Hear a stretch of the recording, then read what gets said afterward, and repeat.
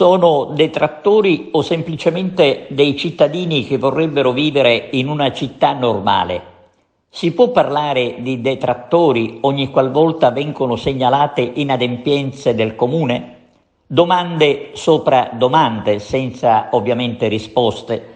Oggi ci è stato segnalato in redazione un problema legato alla sicurezza, ma anche al decoro, in una zona del centro, ovvero la via Gioeni.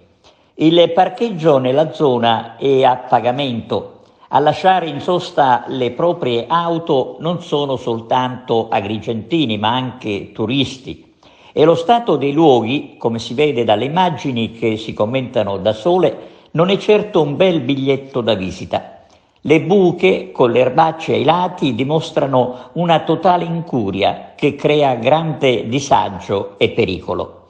Mentre la fatidica data si avvicina, mancano ormai 6 mesi, Agrigento dubitiamo sia pronta per il grande evento, basta insomma guardarsi attorno.